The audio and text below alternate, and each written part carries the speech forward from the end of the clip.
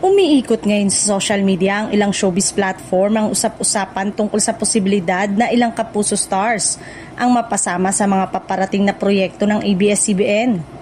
Naging mainit ang diskusyon matapos banggitin sa isang radio commentary na may mga artistang mula sa ibang network na maaaring makatrabaho ang kapamilya creative sa mga susunod na buwan. Ayon sa mga obserbasyon ng ilang entertainment insiders, patuloy na nagbabago ang sistema sa showbiz industry kung saan mas nagiging project-based at collaborative ang mga artista.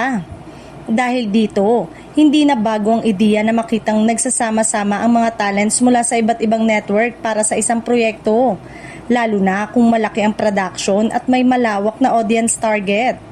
Bagamat wala pang opisyal na kumpirmasyon kung sino-sino ang mga artistang tinutukoy, marami ang nagbigay ng kanika-nalang hula sa social media.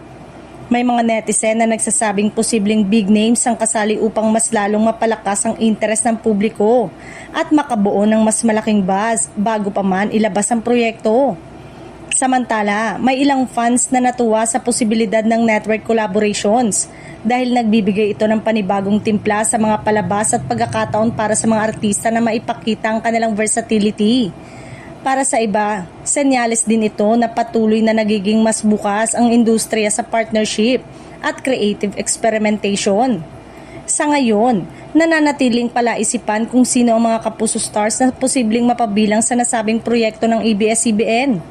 Ngunit isang bagay ang malinaw, patuloy na nagbabago ang landscape ng Philippine entertainment industry at mas maraming collaborations ang maaaring abangan ng mga manonood sa mga darating na panahon.